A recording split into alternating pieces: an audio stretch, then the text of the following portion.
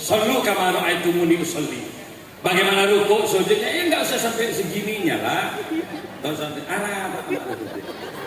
saya tak ajar rukuk dulu. Saya lihat ada Allah. Sampai lari di samping kanan kiri. Maaf. Tapi juga ada yang terlalu santai kan. Salah juga terlalu santai. Allah. Ini terlalu santai juga. Enggak benar juga. Berarti enggak belajar. Sami Allah liman hamidah. Allahu akbar. Kata malaikat mujid lapar, mata ngakan kabut. Rahmatullahi wabarakatuh.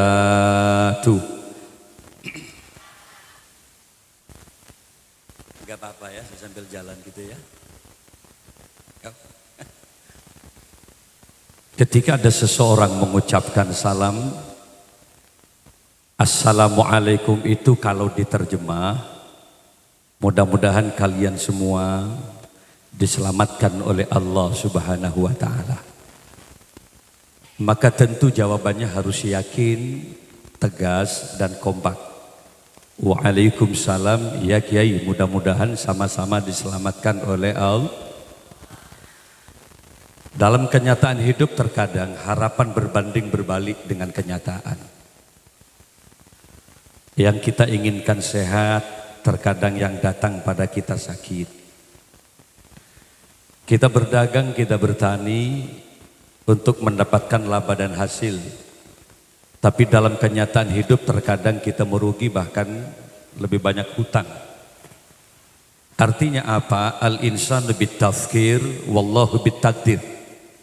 Manusia hanya mampu merencanakan sesuatu, tapi kepastian berhasil tidaknya usaha tetap atas kuasa Allah Subhanahu. Oleh karena itu manusia harus selalu berdoa. Wa iyastaghisu fastaghasu fastajaba lakum.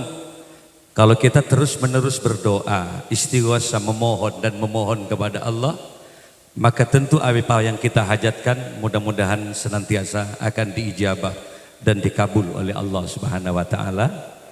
Ketapang mudah-mudahan menjadi kabupaten yang aman, damai.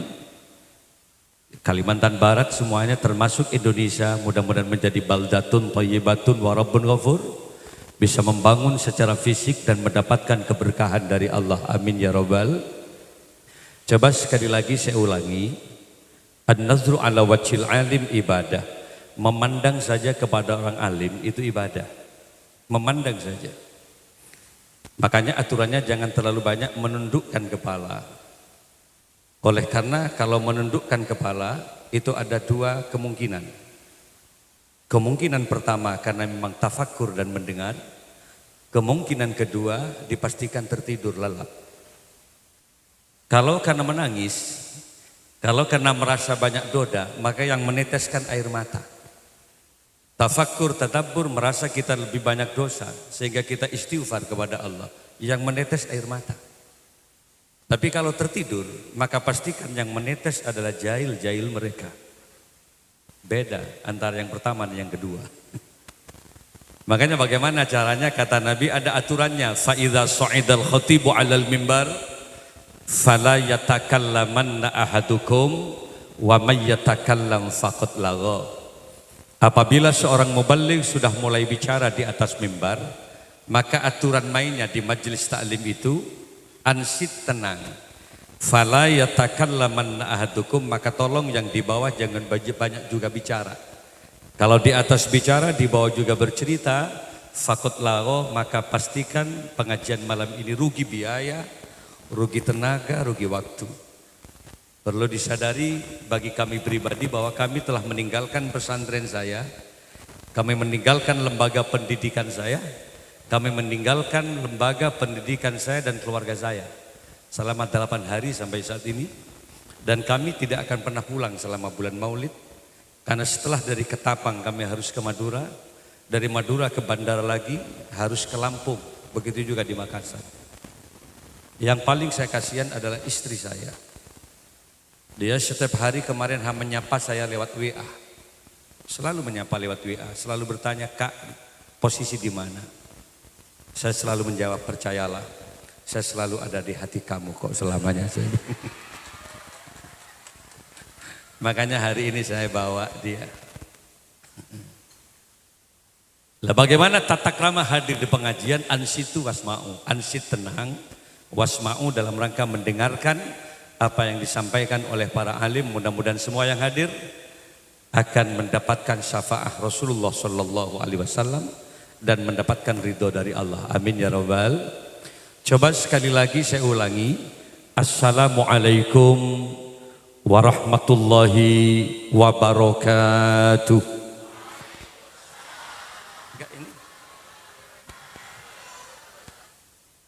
Bismillahirrahmanirrahim. Alhamdulillahi rabbil alamin. Al-qail fi kitabihil karim.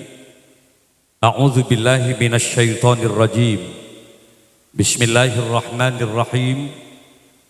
Wa ma arsalnaka illa rahmatan lil alamin. Wa qala Allah ta'ala fi ayatil ukhra, walau anna ahlal qura amanu wattaqau la fatahna 'alaihim barakatim minas samawati wal ard walakin kazzabu fa akhadnahum bima kanu yaksibun. Wassalatu wassalamu ala asyrafil anbiya'i wal mursalin sayyidina Muhammadin wa ala alihi wa ashabihi wat tabi'in wa tabi'it tabi'in wa man tabi'ahum bi ihsanin ila yaumiddin. Amma ba'du. Hadratal kiram, masyayikhinal afadil wa ulama'anal kurama, para masyayikh, para yai, bini sepuh, tokoh masyarakat yang saya muliakan. Alhamdulillah hadir malam ini Wakil Bupati Ketapang Bapak Haji Farhan SEMSI beserta Ibu Hajjah Irfani Marsita yang saya hormati. Hadir juga malam ini Ketua DPRD Kabupaten Ketapang, Kapolres Ketapang yang diwakili oleh Kapolsek, kalau tidak salah namanya Delta Bawah. Ada juga dari Bapak Dandim 1203 Ketapang yang diwakili oleh Koramil, kalau tidak salah Babinsa di sini. Semuanya yang saya banggakan. Alhamdulillah juga hadir anggota DPRD Provinsi Kalimantan Barat, yaitu Ibu Yuliani Allah SE yang sekarang sedang mendampingi istri saya. Saya lihat-lihat tertukar ini Bu, yang mana ini gitu. Kemudian ada juga Bapak Ibu Lurah, bukan Bapak, Ibu Lurah. Luar biasa, beliau telah menjemput saya kemarin di bandara Ibu ya. Terus menghilang sebentar, lalu sekarang ketemu kembali. Bapak Lurah, Ibu Lurah. Kemudian juga ada Ibu Lurah Sukoharjo kalau nggak salah. Ada juga Bapak Camat yang hadir hari ini dan beberapa pimpinan-pimpinan, apakah itu di kecamatan maupun Forkopimda yang ada di Kabupaten Ketapang, yang tidak bisa kami sebutkan semuanya yang saya hormati. Di samping kanan saya juga ada Jamiah Hadrah, ini enggak disebut dari tadi ini. Namanya apa? Majelis apa? Sonar ya. Sona, pesona. Kalau di Jawa Timur itu ada sonar, sholawat naria. Tapi ini pesona, bagus. Ya, jadi pesona bagus. Nanti beri ujung-ujungnya juga pesona lintas malam. Jadi ada lintas malamnya.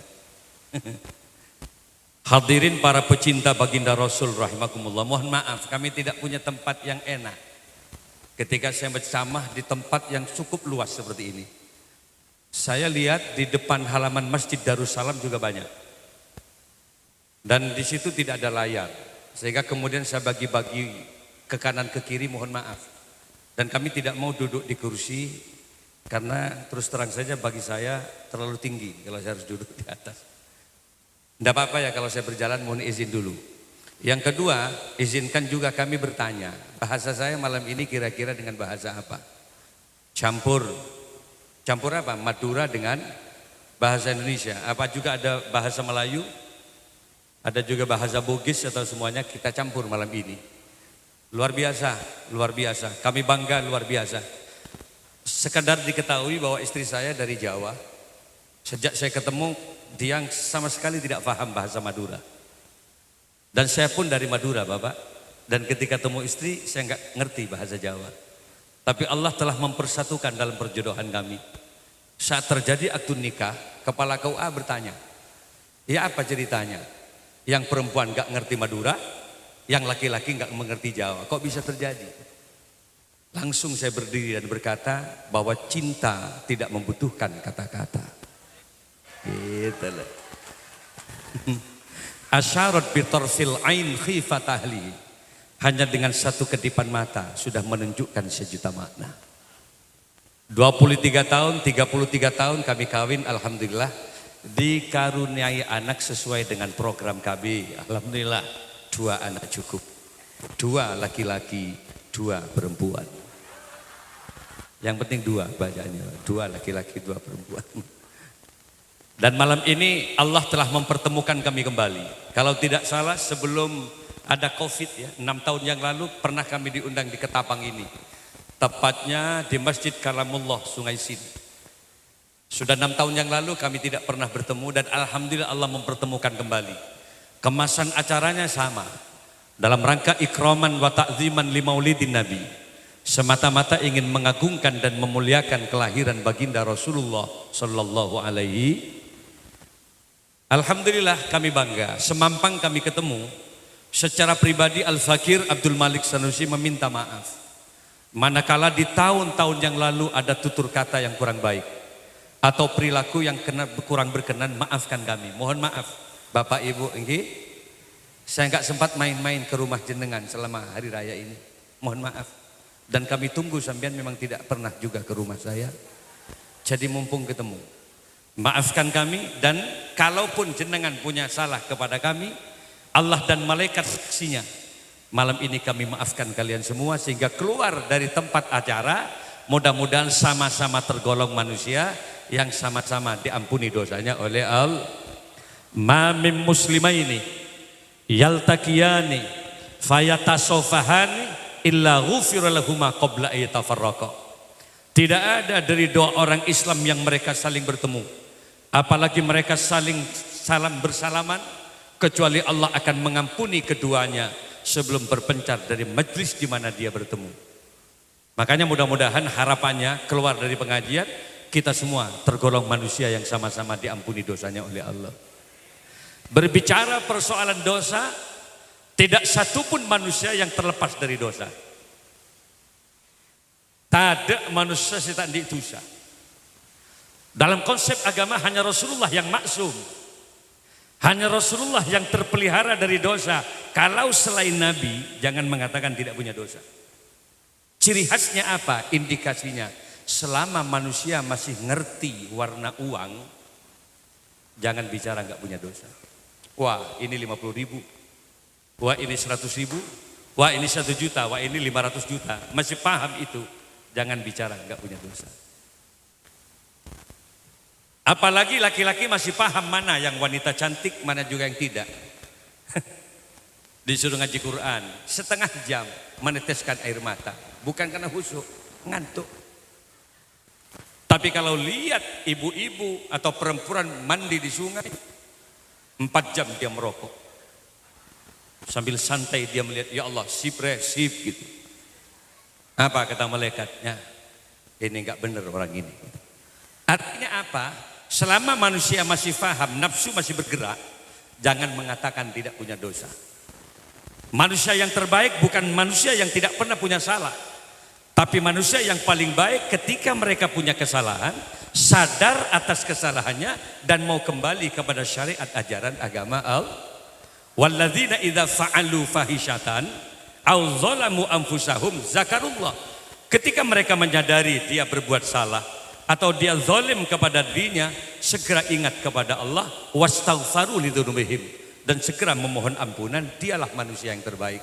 Karena dalam cerita hidup tidak ada manusia yang selalu benar. Suami kepada istri pasti pernah punya salah, apalagi istri kepada suami. Mertua kepada menantu pasti punya salah, apalagi menantu kepada mertua. Dalam kenyataan hidup menantu itu sopan saat lamaran saja, Bapak. Kalau saat lamaran Masya Allah luar biasa. Disuruh makan hanya memainkan 3 jari. Nah, sedikit dia makan sampai mertuanya bilang, ya Allah kok sedikit nak makannya nak? Apa kata menantunya? Maaf ayah, kebiasaan dalam kehidupan kami ayah. Kata tetangganya, colok jarpak melulu nak kanaknya. Disuruh minum, udah banyak variasi minuman. Ada teh, ada kopi, lengkap dengan air aqua, le mineral. Bahkan terkadang ada susu, juga ada minuman yang menyegarkan, larutan cap kaki 3, lengkap dengan ekstra jos dan kerating dahi. 7 variasi minuman, nggak diminum-minum dengan menantu. Sampai mertuanya bilang, soim nak, puasa tak? Tidak ayah, kalau tidak puasa, tolong minum nak. Lihat tuh ibunya, tengok-tengok kamu dari rumah dari tadi. Hanya menuangkan air aqua sedikit, ke gelas nggak penuh. Di hadapan mertua doa dinyaringkan. Ya maklum anaknya masih belum dia dapatkan. Apa doanya di hadapan mertua?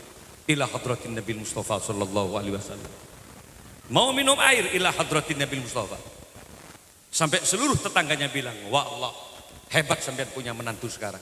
Wong cuma minum air sudah ila hadratin Nabi Mustafa. Ini kalau nanti dikasih nasi lagi, insya Allah tahlil menantunya sampean itu. Tapi ini kan bukan karakter yang sebenarnya. Coba lihat. Ketika anak sudah mereka dapatkan, perkawinan berjalan 1 tahun, 2 tahun, 3 tahun, 4 tahun, 5 tahun sudah punya anak, 6 tahun berjalan, lihat apa iya cara makan menantu tetap memainkan 3 jari. Coba Abbas, mulai dengan cakar-cakar harimaunya, lima gerigi apa sampai mertuanya bilang, ya Allah mak jen sering nyetang mantore kebudi. 9 tahun dia minum, apa yang terjadi? Kalau saat jadi menantu awal, kalau mau minum ila hadratin Nabi Mustafa, 9 tahun kawin, malah kopi mertuanya yambongin tak. Ini terkadang terjadi, betul apa enggak ibu? Suami kepada istri juga sama. Kalau bapak memang mau ikut ajaran syariat agama yang sebenarnya, mestinya ibu-ibu tidak dipekerjakan.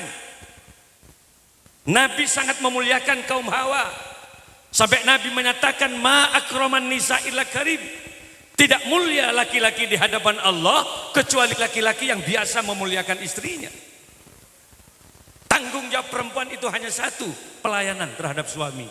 Urusan makan tanggung jawab laki-laki. Aksesoris perhiasan tanggung jawab laki-laki. Mohon maaf ibu. Bapak-bapak kenapa sayu gitu kehidupannya. Ini mumpung ada istri saya bicara begitu. Sejak kawin 33 tahun ini, kawin dengan saya, sampai saat ini kami tidak pernah memerintahkan menanak kepada istri saya. Kenapa Kiai? Karena urusan makan tanggung jawab saya. Ayat amaha idza ta'ima wa ayyaksuha idza taza. Kewajiban memberikan nafkah makan tanggung jawab laki-laki. Loh kalau enggak menanak, makan dari mana Kiai? Aku bungkus tuh.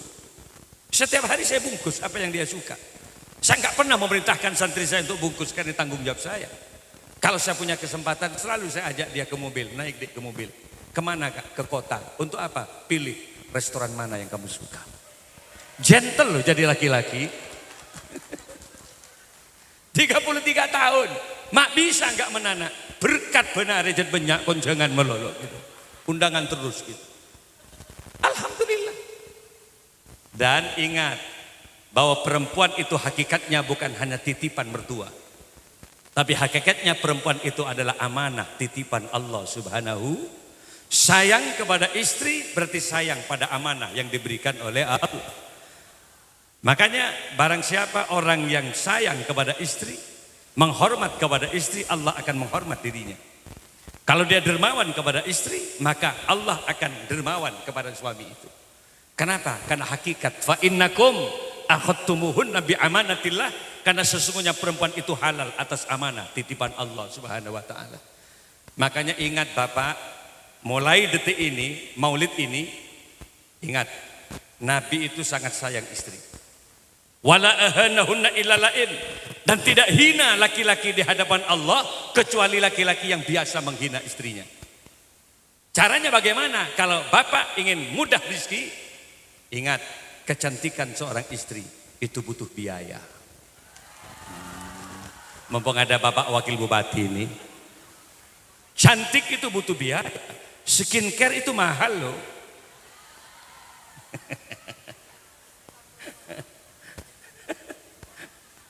Masya Allah.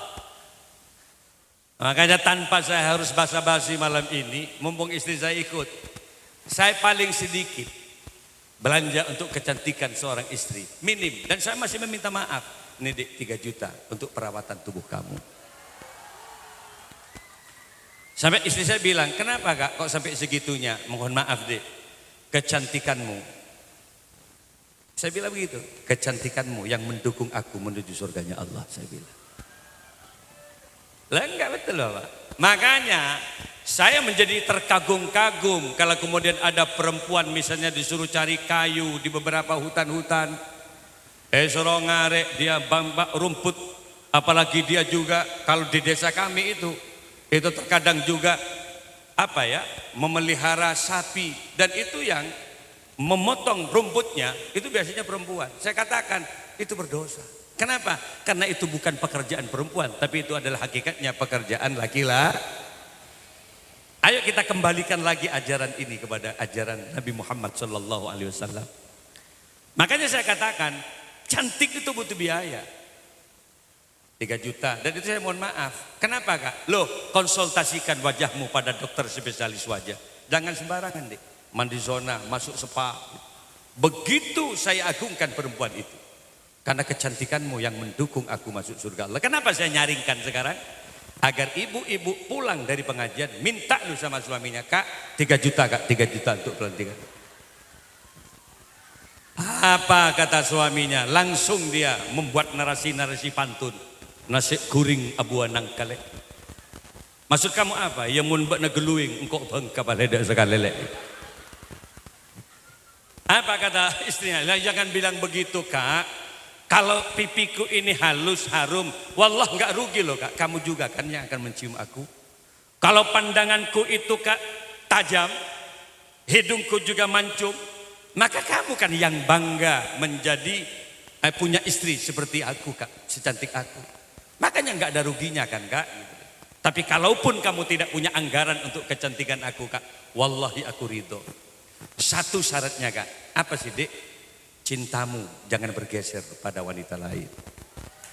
Ini kata-kata terakhir seorang istri. Kalaupun sampean tidak ada belanja, aku ridho Kak. Tapi jangan kemudian bergeser kepada wanita lain. Tapi kalau suatu saat sampean ke pantai Kak, atau sampean ke mall, ke beberapa pertokoan-pertokoan besar, ketika Anda melihat perempuan cantik Anda menoleh. Ketika ada orang perempuan pakai parfum sampean menoleh. Dan kami diabaikan begitu saja. Terima juga pantun saya untuk kamu Kak. Apa sih pantun kamu Dek? Bahasa Madura ini. Apa? Setampang karena beri Kak. Maksudkan apa? Ya karena pang biar tak kira beri berlaku Kak. Ini maksudnya apa? Lah ini yang saya katakan bahwa Rasulullah yang akan kita bicarakan malam ini adalah sosok yang sempurna. Al-Mustafa manusia pilihan. Laqad ja'akum rasulun min anfusikum. Sungguh telah datang kepadamu seorang rasul min anfusikum dari diri kamu. Artinya apa? Dari jenis manusia. Jadi manusia juga. Makanya disuruh tiru. Kalau rasul itu malaikat barangkali kita tidak mampu menirunya. Siapa Rasulullah? Min anfusikum, dari jenis kamu manusia. Makanya di beberapa keterangan yang lain Nabi dinyatakan Muhammadun basyarun lakal basyar. Muhammad itu juga manusia. Al-a'radil basyariyah, sama-sama punya sifat kemanusiaan. Kalau ibu tidur, bapak tidur, Nabi Muhammad juga tidur kok. Kalau Nabi itu makan, sampean juga makan, sama-sama manusia. Bedanya sedikit. Kalau Nabi Muhammad itu sedikit makan, kalau bapak, ibu sedikit makan. Kalau Nabi Muhammad itu sedikit tidur, tapi kalau kita sedikit-sedikit tertidur. Artinya apa? Qiyamul lail Rasul, dia adalah manusia yang sangat pandai bersyukur kepada Allah. Apa bedanya Kiai Muhammad dengan kita? Dinyatakan di situ. Nabi itu bal huwa kal yakuti bainal hajar. Kalau Nabi itu bagaikan batu permata dan kita adalah batu biasa. Di Martapura, termasuk juga di Kalimantan, penuh dengan batu-batu jenis yang luar biasa mahalnya. Ada kecubung. Yang saya pakai ini Iya. Ini adalah hadiah dari orang Kalimantan di sini. Saya tanya, begitu mahalnya biru laut itu. Dan kita coba tawarkan kepada orang-orang sampai puluhan juta. Bahkan kalau yakut permata itu bisa miliaran, ratusan juta. Itulah barangkali Nabi. Mahal, indah. Dan kita kalhajari, bagaikan batu biasa. Berapa? Satu truk 80.000. Itu sak truk kalau di Jawa. Loh kok bisa jauh gini Kiai? Ayo kita banding-bandingkan sekarang. Salah satu di antara perbedaannya apa Kiai? Rasulullah itu sudah dipastikan masuk surga. Liyutahhirukum tathira, manusia bersih tanpa dosa. Tapi Nabi ketika melaksanakan sholat tetap qiyamul lail selama beliau masih hidup itu sampai membengkak kakinya. Jadi qiyamul lail Nabi, sholatnya Nabi dari jam 1 sampai subuh tembus itu enggak pernah tertidur. Beliau selalu sujud sampai membengkak kakinya. Boros sokon Kanjeng Nabi. Sampai sahabat bertanya, kok sampai segitunya Nabi? Wong sampean sudah pasti masuk surganya Allah. Kenapa sampean masih gitu-gitunya sholat sampai membengkak gitu? Apa kata Nabi? Inilah bentuk syukur saya kepada Allah Subhanahu. Yang jelas masuk surga masih segitunya sholat. Kita yang terkadang enggak nyata-nyata masuk surga. Rasulullah itu pasti ke surga. Rasulullah itu maksum terpelihara dari dosa. Tapi Nabi itu paling sedikit 100 kali loh istighfarnya setiap hari. Udah jelas enggak punya dosa Nabi. Kita yang terkadang lalai. Sudah jelas banyak dosa, kita tidak pernah istighfar kepada Allah. Yang kedua apa? Nabi itu salah satu sosok manusia yang pandai bersyukur kepada Allah. Selalu bersujud kepada Allah. Kenapa? Nah ini perbedaannya kita lagi. Kita dicipta sebagai manusia. Mestinya kita sudah perbanyak syukur kepada Allah. Walaqad khalaqnal insana fi ahsani taqwim. Sungguh telah aku ciptakan manusia. Paling bagusnya makhluk ya manusia. Alhamdulillah. Kan ontong geleben biani berarti manusia. Apa sih Kiai perbedaannya dengan makhluk yang lain? Loh, coba Anda lihat makhluk yang lain. Mestinya sampean selesai sholat angkat tangannya, ya Allah, terima kasih ya Rob, kami tidak dijadikan ketek dengan kan itu. Ya Allah, alhamdulillah tak berarti kadal Gusti. Alhamdulillah kami tidak dijadikan sapi, kami tidak dijadikan kambing, kami tidak dijadikan bebek. Kenapa? Karena itu juga makhluk Allah. Umat Nabi Musa, karena dia tidak mau percaya dan yakin kepada Allah, dilaknat oleh Allah di Quran. Disuruh nyembah enggak percaya. Cobalah Tuhannya kamu hadirkan ke sini. Kami ingin lihat Tuhannya kamu Musa. Apa? Kata Allah di Quran, kunu kirodatan khosiin. Jadilah kau umat Musa kirodatan kera khosiin yang jelek-jelek. Seketika umat Nabi Musa mengecil, berburu, meloncat jadi ketek, jadi kera itu. Masa kita masih menunggu kayak gitu? Kita manusia makhluk yang terbaik. Apanya Ki Malik? Elastisitas tubuhnya. Kalau sapi merangkak terus. Kalau ya penyu itu selalu nyalpang. Ngerengih nyalpang, meluang-huang nyalpang. Kepiting juga begitu. Kita enggak elastis. Bersimpuh bisa. Ngoncur bisa. Nungep bisa. Agentang bisa ya Banda. Coba saya tanya Bapak, jujur loh ya, sampean pernah melihat sapi asela? Enggak mungkin ada kambing yang selonjor gitu pak kok rokokan beda. Enggak ada, itu hanya terjadi pada manusia. Jadi manusia itu elastis. Makanya bersyukurlah jadi manusia, manusia makhluk yang terbaik. Yang kedua apa Ki Malik? IQ-nya, punya kecerdasan, punya akal. An-natik, hanya manusia makhluk yang bisa bicara. Saya bisa tanya nih, bisa bertangan nih kan, manusia. Makanya manusia walaupun fisiknya kecil, dijadikan khalifatullah fil ardi. Yang disuruh mimpin alam, ya manusia. Enggak diberikan ke sapi, enggak diberikan ke gajah walaupun fisiknya besar. Enggak diberikan ke harimau, walaupun sudah kuat. Kenapa manusia yang dipilih? Karena manusia itu cerdas. Maka bersyukurlah jadi manusia. Inni ja'ilun fil ardi khalifah.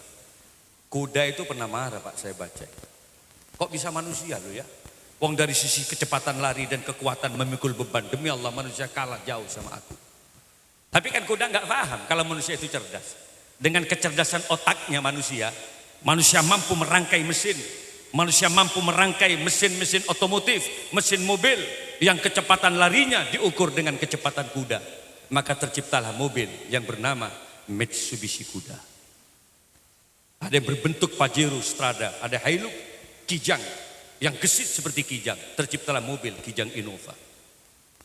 Ayo adu kuda dengan itu, dengan apa, Pajero. Saya selalu pakai Pajero. Kalau saya undangan di rumah dengan kilometer berapa, 3000 dari Bondowoso Surabaya, terus begitu pakai Pajero. Tak penengang sor Pajero. Coba adu dengan kuda, nungep debak Probolinggo kuda. Artinya apa? Manusia itu cerdas. Burung juga marah. Kok bisa manusia yang dipilih oleh Allah sementara manusia nggak bisa terbang? Lalai burung, nggak paham kalau di Indonesia ada manusia cerdas. Namanya B.J. Habibie dari Parepare, mantan Menristek, mantan presiden Republik Indonesia. Selama hidupnya Pak Habibie, dia mampu mendesain pesawat 364 pesawat dikontrak oleh perusahaan Jerman dengan Belanda.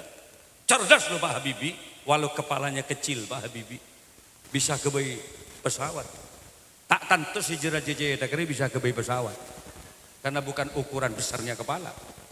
Terkadang terlalu besar kepalanya juga bisa buat pentol, keropok gitu. Enggak terbang-terbang dia. Habibie itu bisa membuat pesawat.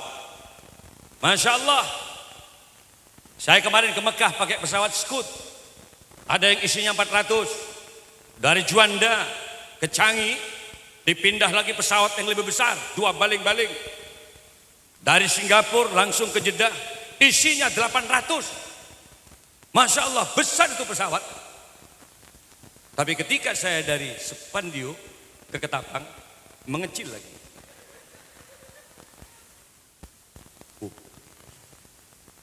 Kada medekir. Takut kembali lagi. 800 loh Pak. Bayangkan Bapak Ibu, 800. Base yang besarnya kayak itu hanya 50. Andai saja itu isi 800, panjangnya kayak apa? 800 pesawat itu. Satu orang bisa membawa barang 35 kilo kalau umroh. Bayangkan 800 kali 35 kilo. Berapa ton kekuatan pesawat take off dari bandara Juanda, ngedurus Pak.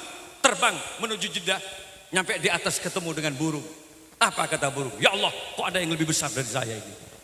Otak manusia jangan dilawan. Makanya ibu kalau punya kecerdasan, bapak kalau punya kecerdasan, sadari bahwa itu adalah anugerah dari Allah Subhanahu. Caranya bawa sujud sebagai bentuk penghambaan kita kepada Allah. Darussalam adalah masjid di mana kita tempat sujud. Jadi orang mulamunyi Baitus Salam. Kalau sudah itu tarhim subuh, salatu wassalamu alaik. Kalau sudah subuh, ya imam al-mujahidin. Bangun Pak. Mulai ngaruh jaga. Bangun ngambil wudhu. Bukan Pak ngambil sepeda tegenggengan ke timur. Kok ada yang ada di otaknya cuma gobes, wortel, penuh dengan kentang di kepala. Ngambil wudhu. Kalau istrinya saat itu masih tidur, bangunkan dia. Dek, ayo. Gitu, dek. Yang bagus lah panggil istri itu. Rasulullah itu kalau memanggil istrinya sedang dengan kata-kata yang santun. Sampai kalau tahu coba lihat di Haikal Hayatu Muhammad, The Bible Muhammad. Nabi itu kalau memanggil istrinya selalu dengan kata-kata ya Humairah, wahai yang merah pipi. Santun loh, karena hakikat perempuan itu butuh disanjung. Perempuan itu butuh dimanja. Bapak-bapak yang sudah sepuh, jangan tinggalkan perhatian nenek-nenek yang juga sudah sepuh. Kenapa? Karena nenek wallah juga butuh perhatian dari seorang embah yang juga sama-sama tua. Makanya kalau orang berdandan perempuan itu pasti kalau nggak dilihat oleh suaminya marah dia. Mesti marah. Kak, lihat kak, cantik nggak sih istrinya kamu? Butuh perhatian.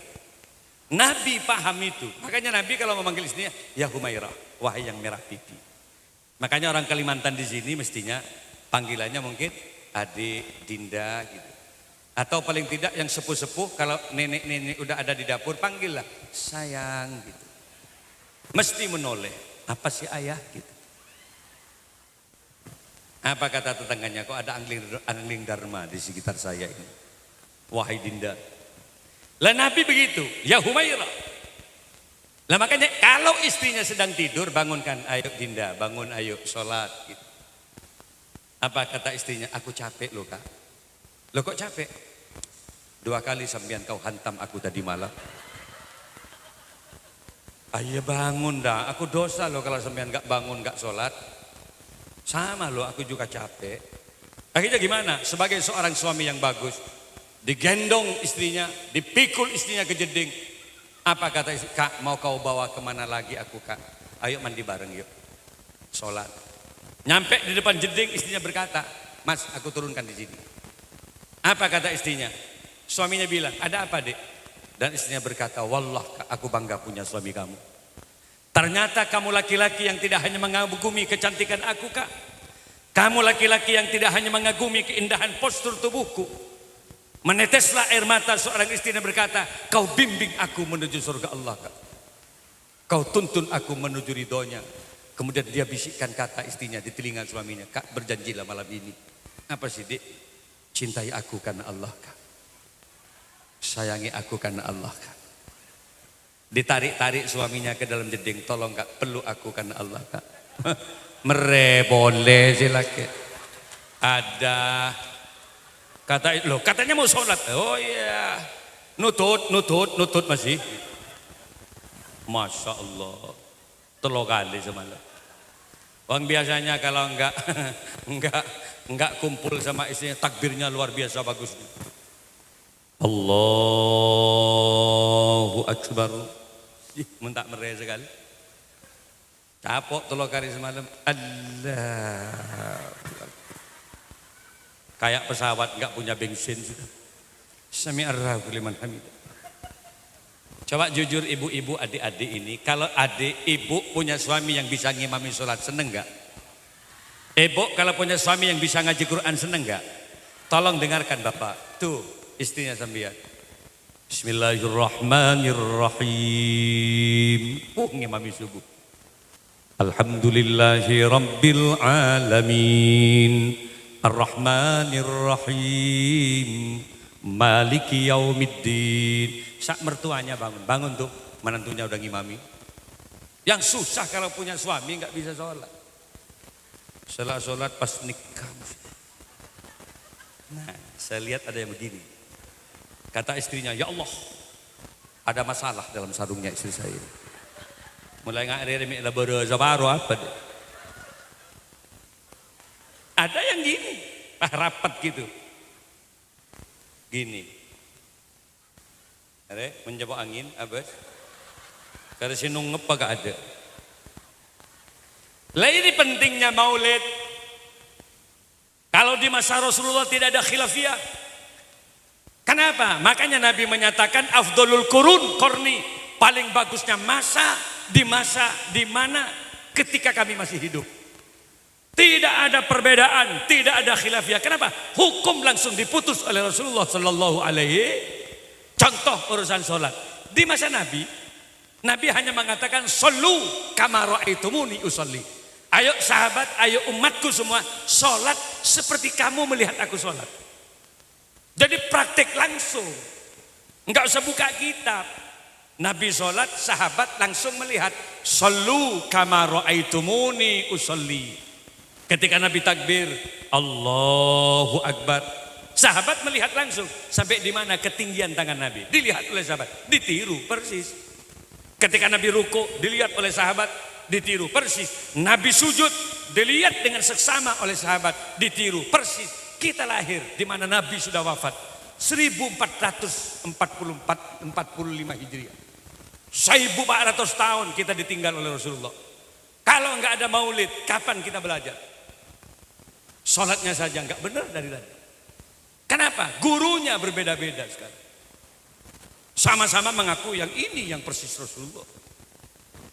Coba praktek sholat nih. Coba lihat. Yang di belakang bisa lihat saya. Sik bore bisa ketok nggih. Ngenale. Nih lihat praktek sholat. Enggak usah pakai mic kayak gitu sholat, enggak usah. Saya kok lihat mic nyetok dari tadi. Dikit lakunya mic kabir, enggak usah. Salah deh, Pak. Enggak usah mic. Coba lihat. Ibu-ibu susah. Sahabat di madang mic dikit bang Malik. Enggak usah mic. Nabi itu kalau mengangkat tangan yang diriwayatkan oleh beberapa sahabat, karena yusolli ma'an Nabi sallallahu alaihi wasallam, sahabat yang bercerita, aku sholat dengan Nabi. Ketika Nabi itu takbir, ketinggiannya ibu jari ini lurus dengan kedua daun telinga. Allah. Coba kalau diangkat, jari ini luruskan kedua daun telinga. Allahu Akbar. Tangan kiri pergelangannya dipegang oleh tangan kanan. Posisi di dada. Ini fikih laki-laki. Kalau perempuan beda, angkat tangannya sedikit ke atas. Agak ke atas sedikit. Tekuk, mik bersekujur ke timur. Biar enggak getarannya kemana-mana. Agak gak.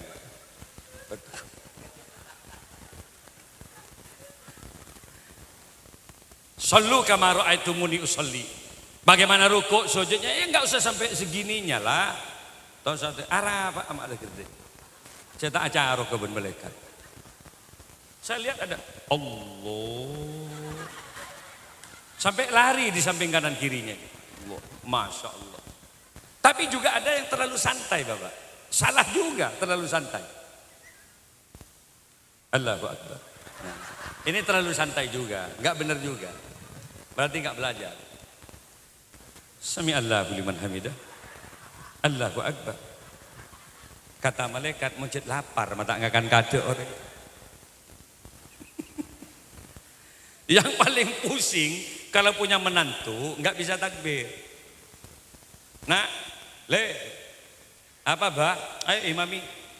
Nggih bah. Embahnya dituding-tuding. Paloros bah, yang lurus bah. Ki burung imami nuting-nuting ban. Paloros bah. Jangan badan. Loros ban siapa ya doreng sekali budi. Kita takbir lah tuh karbon komboy aja. Ketika takbir, Allahu Akbar. Sami Allahu liman hamidah. Allahu Akbar. Kata mbahnya, ya Allah, mak tebak kering Jepang dan matur mas.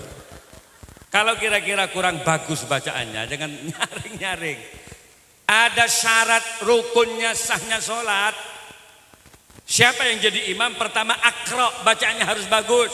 Lihat di kitab Ihya Ulumuddin, karangan Al-Alim Al-Allama Al-Arif Billah, Imam Abu Hamid bin Muhammad Al-Ghazali, akra ditempatkan di posisi pertama. Yang bagus bacaannya itu angkat. Yang dimaksud bagus gimana? Yai bit tajwid wa tartil. Ada nada panjang pendeknya ayat. Fasih lagi. Ra, za, shin, shad, do, jelas. Kalau al-mukhil bil makna, mending jadi makmum, jangan jadi imam dulu. Ra ngena ke gin, rusak lu artinya sholat. Ar-Rahmanir-Rahim. Beda nih. Siratal ladzi na'an'amta 'alaihim ghairil maghsubi 'alaihim walassalin. Kata makmumnya ancor jong. Bukan amin ancur, rusak-rusak itu. Makanya lembaga-lembaga pendidikan keagamaan seperti Baitus Salam penting adanya. Khairukum man ta'allamal Qur'ana wa 'allamahu. Sebaik-baik kalian adalah orang yang belajar Al-Qur'an.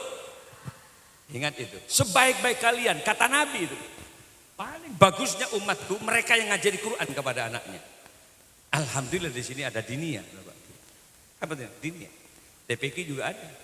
Ketika ada masjid, ada madrasah. Luar biasa nih Bapak. Jadi kalau Bapak sekarang jadi wakil bupati, mudah-mudahan suatu saat beliau itu bisa naik menjadi bupati dan perhatiannya betul kepada lembaga pendidikan yang di sini. Ini enggak selesai kok. Ini tiang-tiangnya dok di atas. Apa memang gayanya begitu? Enggak.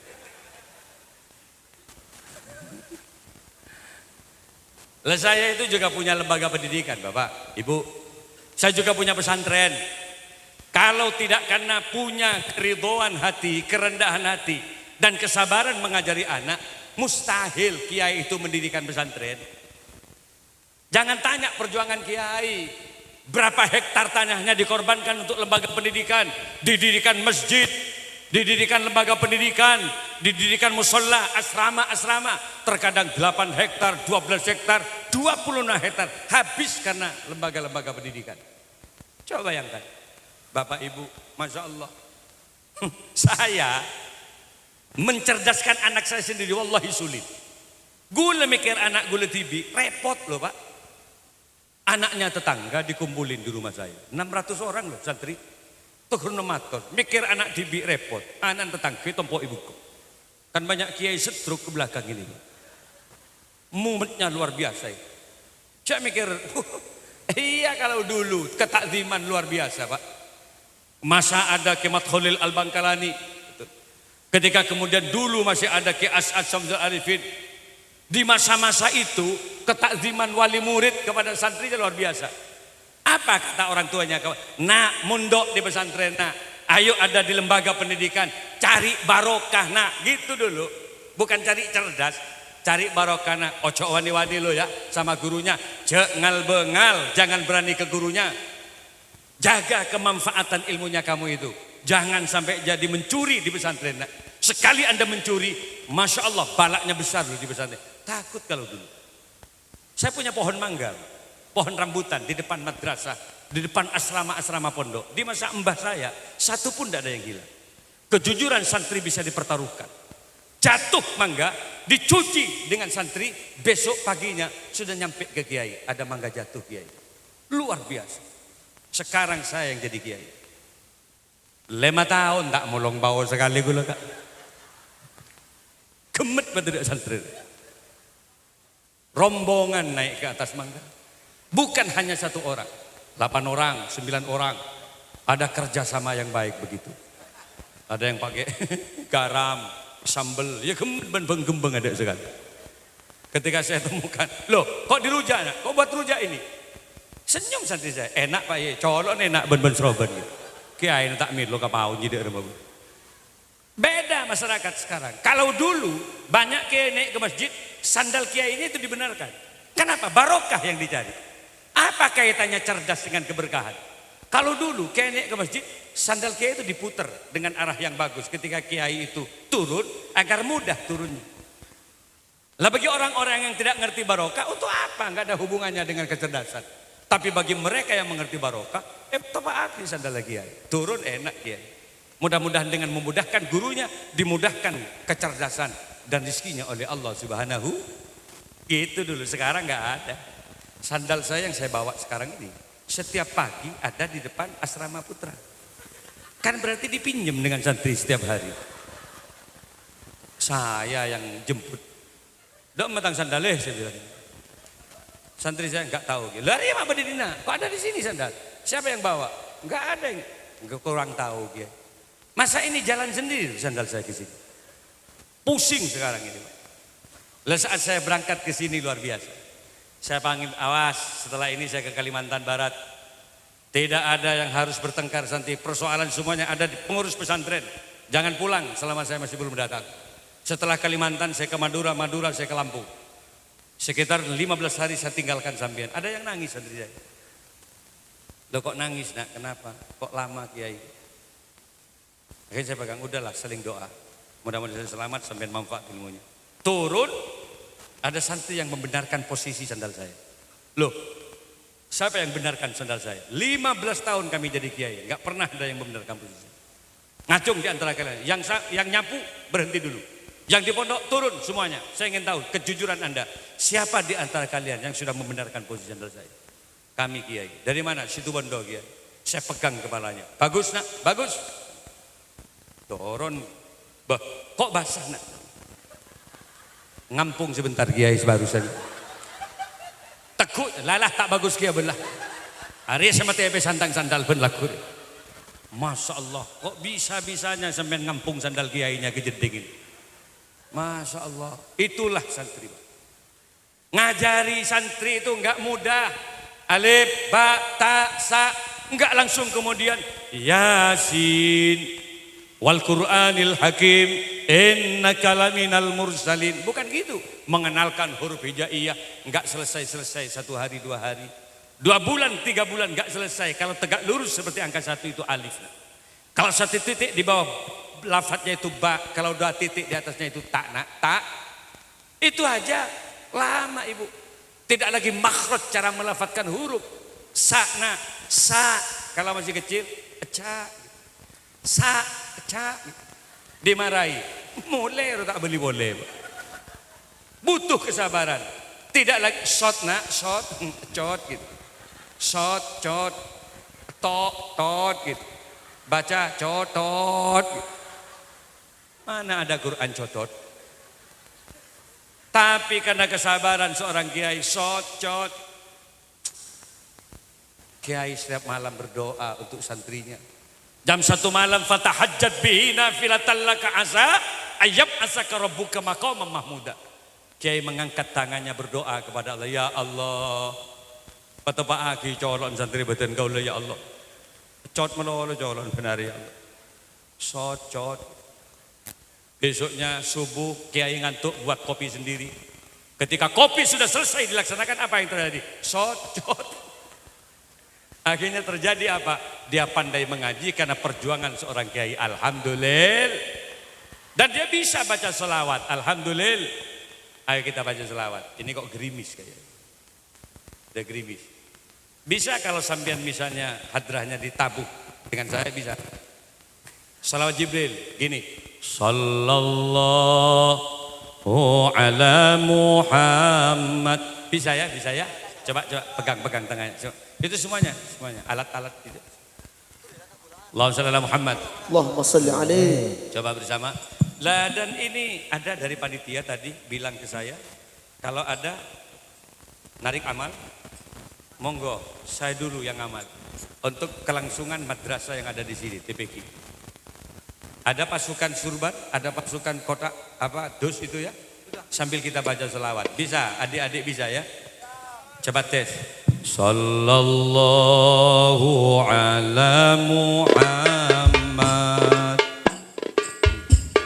Sallallahu alaihi wasallam.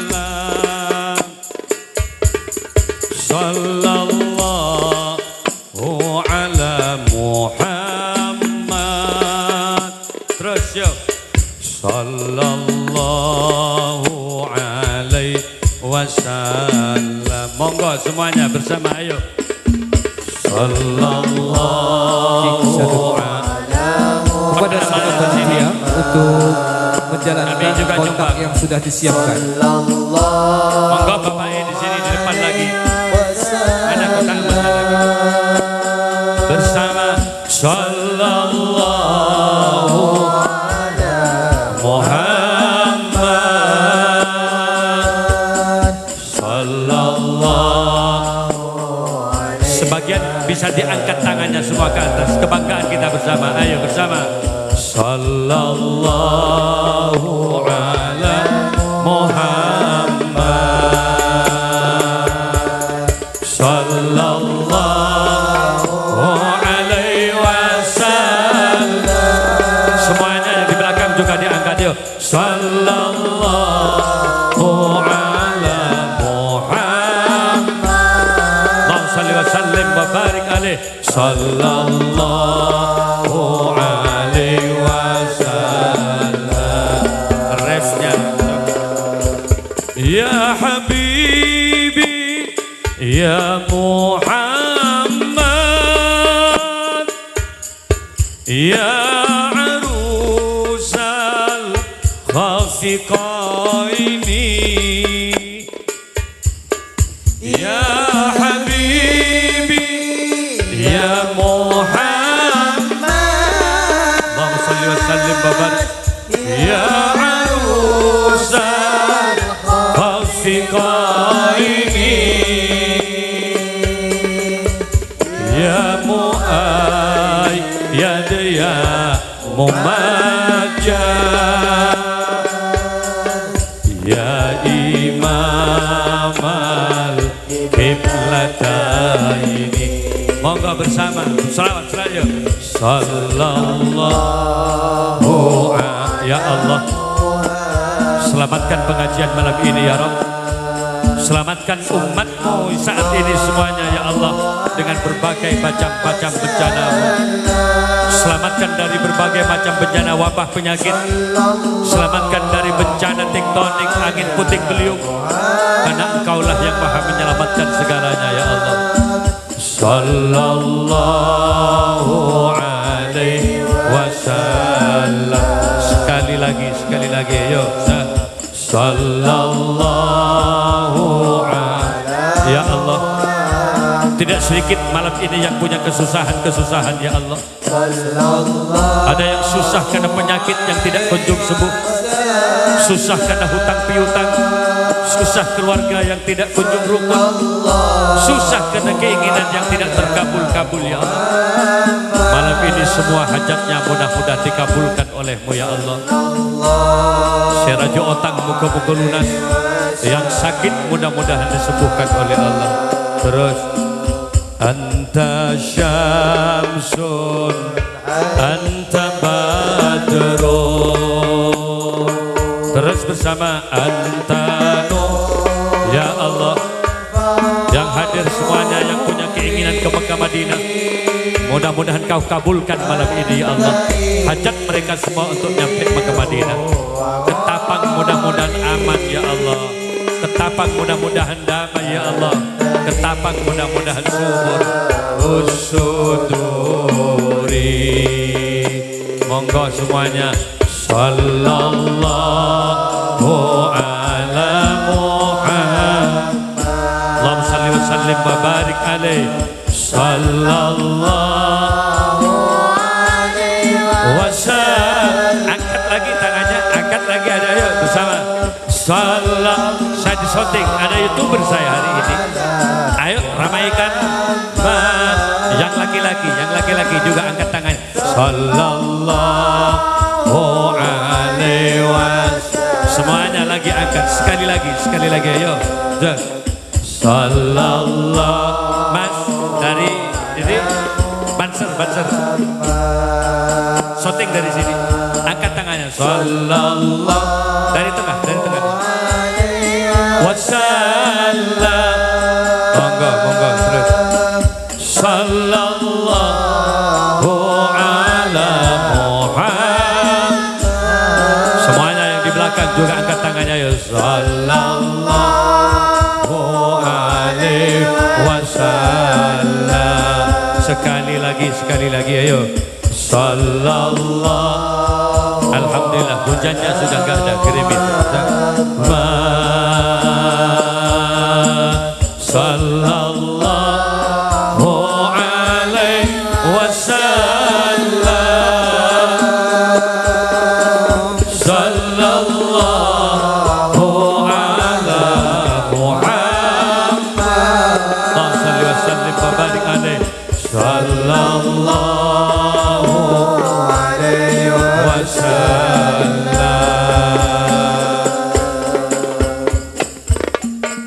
Ada banyak calon-calon DPR di sini. Mudah-mudahan hajatnya dikabulkan oleh Allah. Yang mencalonkan diri sebagai DPRD kabupaten, DPR provinsi, semuanya hajatnya mudah-mudahan dikabulkan oleh Allah. Dan mudah-mudahan semua yang jadi akan betul-betul open, amanah kehadap rakyatnya. Amin ya Rabbal. Jadi selawat itu dibaca. Selawat Jibril itu kalau dibaca 300 kali sehari, 300 kali sehari, maka Allah akan mengeluarkan kesulitan-kesulitan kehidupannya. Sampai tukaran dengan istrinya selalu membanding-bandingkan dengan yang lain. Mas, tetangga sebelah mas, 2 tahun kawin, udah beli mobil. Nih, tetangga sebelahnya lagi, udah bangun rumah. Saya 12 tahun loh mas dengan kamu. Dapat apa? Mobil enggak mobil, rumah enggak rumah. Nah, kalau ada istri gitu, bacakan selawat. Enggak usah marah-marah. Ya Habibi, gitu. Ya Muhammad, peluk istrinya. Dek, kok marah terus sih? Aku suamimu, kamu istriku dunia akhirat. Demi Allah, jangan bilang kalau aku nggak kerja. Dek, lihat, dahi saya ini hitam, Dek, bukan karena saya sujud setiap hari. Tapi saya kerja, lihat punggung saya, rata loh hitamnya dek. Dan didoakan saya mudah-mudahan kabul hajat kita. Ya mu'ay, ya daya mumajat, ya imam al-kiblataini. Cium istrinya, mesti dia menangis juga. Sallallahu. Asalkan jangan menyanyikan lagu-lagu yang kurang bagus. Wong istrinya sudah marah, masih nyanyi-nyanyi suami. Kuda yang mana? Oh, tompes ring-bereng nyap-sap dari dapur. Naik sepeda, mati lampunya.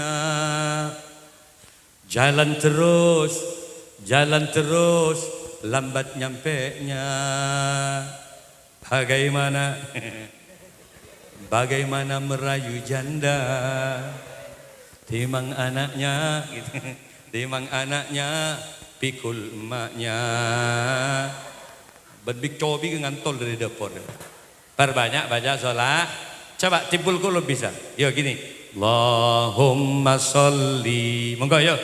Ala sayyidina Muhammadin. Angkat lagi tangannya yuk.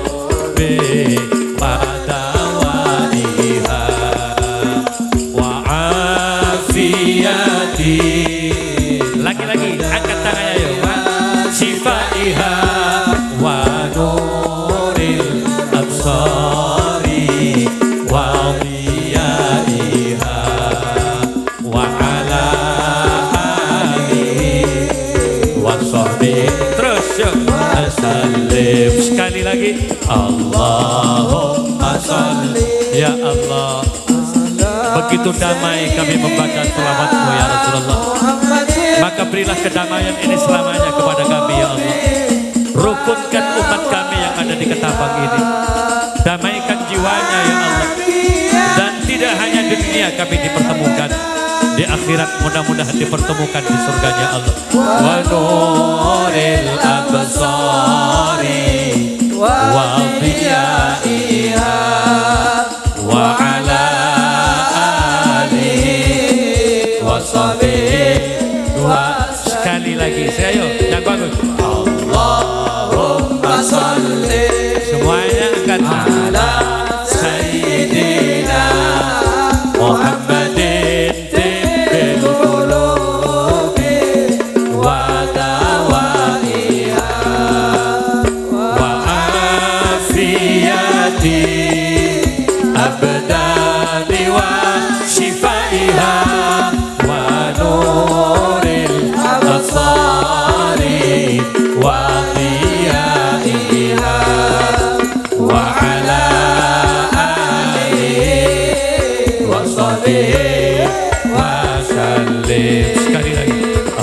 Allahumma sholli. Semuanya. Ala sayyidina Muhammadin fil qulubi wa dawaiha wa afiyati abadani wa sifaiha wa nuril absari wa diyaiha wa ala alihi wa sahbihi wa sallim.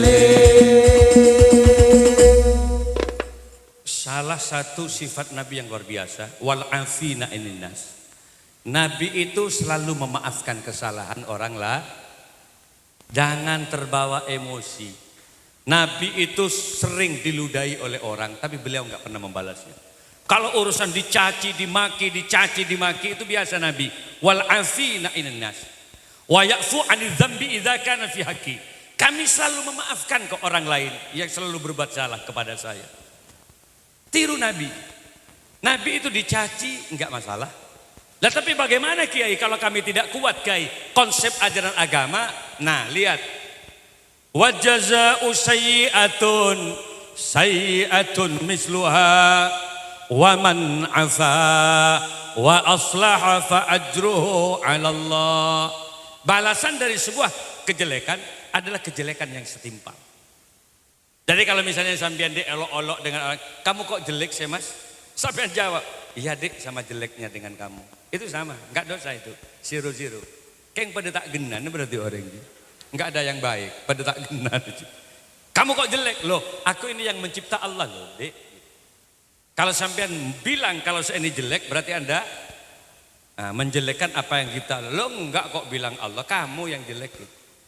Lah tapi kalau orang itu memaafkan, ya enggak apa-apa. Wa man afa wa aslaha fa ajruhu 'ala Allah. Barang siapa yang memaafkan kesalahan orang lain, maka Allah yang akan memberikan balasan-balasan kebaikan kepada dirinya. Tidak tentu orang yang jelek dapat istri yang jelek juga. Terkadang suaminya jelek, istrinya cantik. Ini balasan keadilan Allah. Si ganteng malah coba bini. Jangan salahkan lu, ada remah ben enggak sih tak kenali. Sampai orangnya begitu. Artinya apa? Balasan Allah itu terkadang di akhir. Oleh karena itu kalau misalnya bapak ibu sekalian dikentuti orang, ngentuti juga tidak masalah. Asalkan bau dan panjang kentutnya sama. Tut, ya sama tut gitu. Baunya sama. Nah tapi kan balasannya akan terkadang lebih parah. Kita dikentuti tut. Jawabannya tut, tarat gitu loh ya. Dosa itu. Kenapa? Lebih balasannya. Yang bagus bagaimana? Wa man afa wa aslaha fa ajruhu 'ala Allah. Mudah-mudahan kita tidak tergolong orang-orang yang emosional dalam setiap kesempatan dan keadaan. Pikir dulu, maafkan mereka, insya Allah akan selalu Allah memberikan keberkahan kepada kita semua. Amin ya robbal. Terakhir, mudah-mudahan kita panjang umur. Kami sampaikan terima kasih. Selamat datang kepada Ketua MUI Kabupaten Ketapang, Kiai Haji Dr. Andas Kiai Haji Muhammad Beksol Maksum. Terakhir mudah-mudahan panjang umur ya.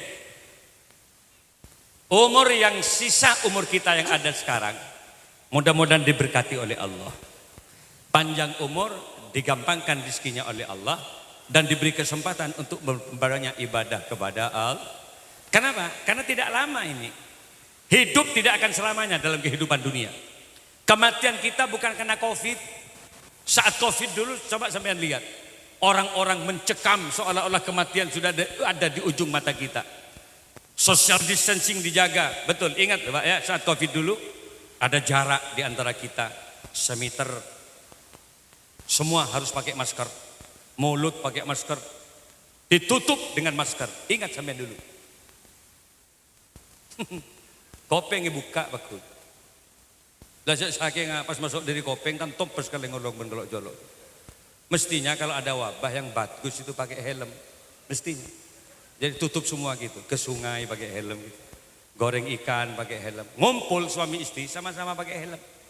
Biar enggak latu-latu gitu setiap hari. Tapi sekarang masa pandemi COVID sudah dicabut oleh presiden.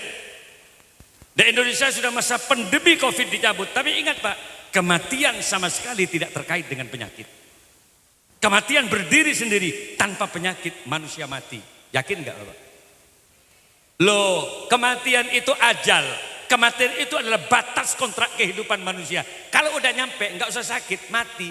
Enggak usah sampean itu heran. Duh, coba beres ya, mak mati. Ya sudah, nyampe berarti pada batas ajalnya. Gemuk, enggak usah nanti kurus.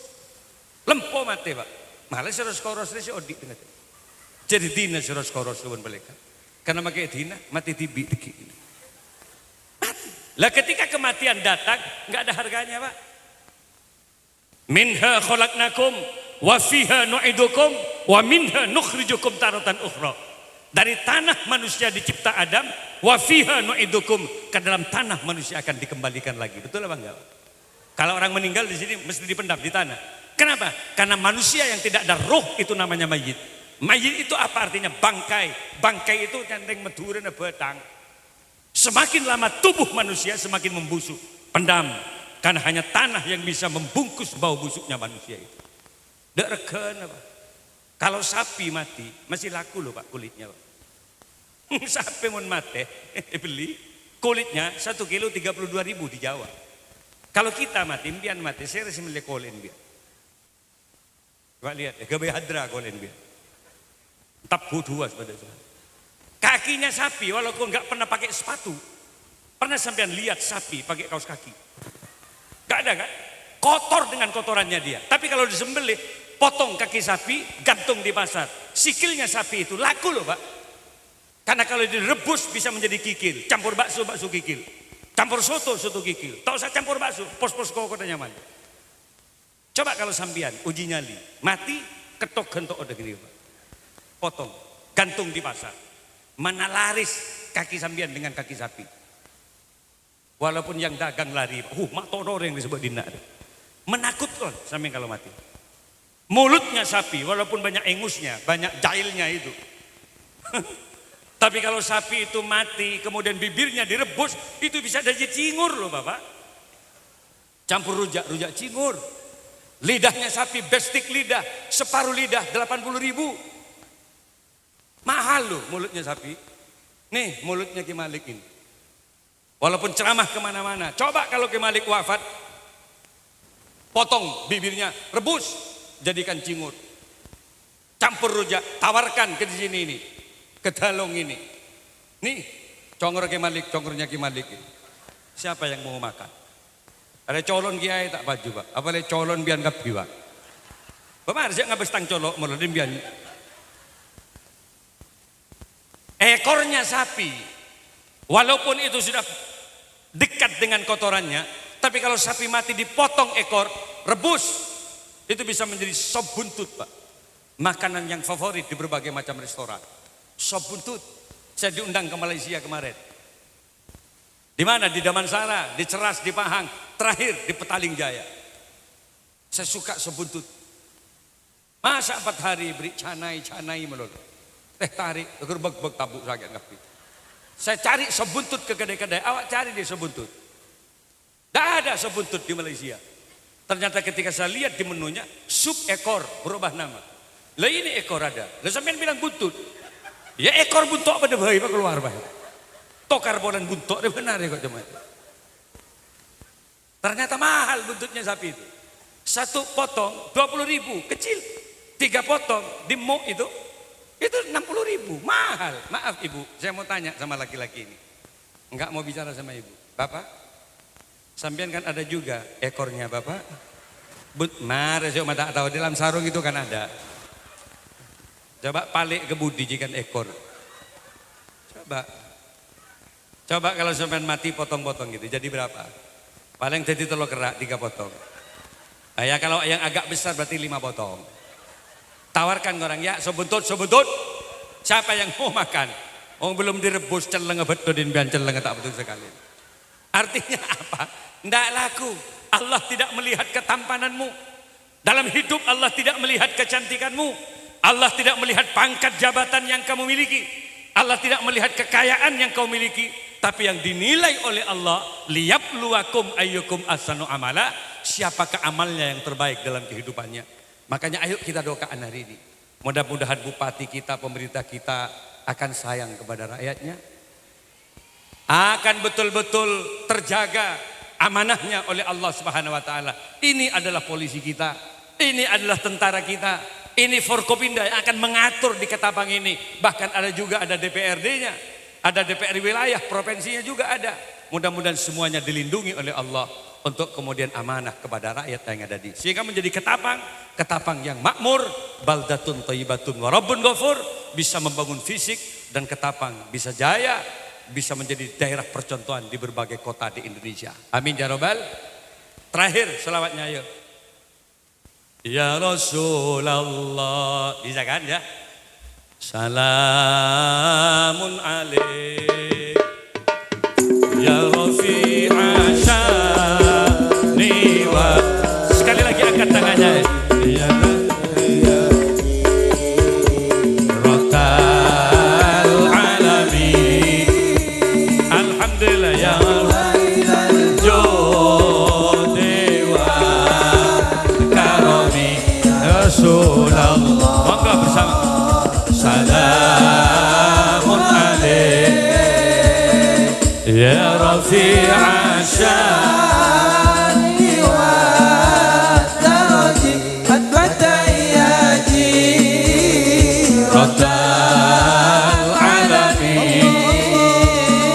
Ya uhailal jodi wa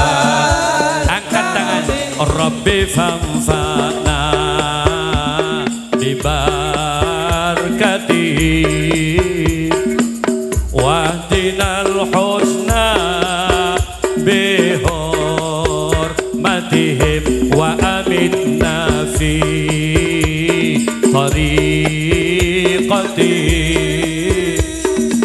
ومعافاة من الفتن يا رسول الله سلام عليك يا رفيع الشان والدرج عطفة يجيب رد العالمين يا أهيل الجود والكرم. Semuanya yang hadir hajatnya mudah-mudahan dikabul oleh Allah. Apa yang dihajatkan oleh kita mudah-mudahan dikabul oleh Allah. Rizkinya mudah-mudahan dimudahkan. Dengan syafaat Rasulullah mudah-mudahan rukun kita semuanya. Di dunia kita dipertemukan, di akhirat mudah-mudahan dipertemukan di surganya Allah. Ala hadhihi niyah wa ala kulli niyatin shalihah wa bi syafaati Rasulillah. Al-Fatihah. Ar-Rahmanir Rahim Maliki yaumiddin. Iyyaka na'budu wa iyyaka nasta'in. Ihdinas siratal mustaqim.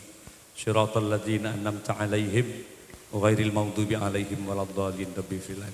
Hari ini kami akhiri, mudah-mudahan atas segala salah maafkan kami. In kana li khata'an gazir. Wallahu wal muwaffiq ila aqwamit thoriq. Assalamualaikum warahmatullahi wabarakatuh.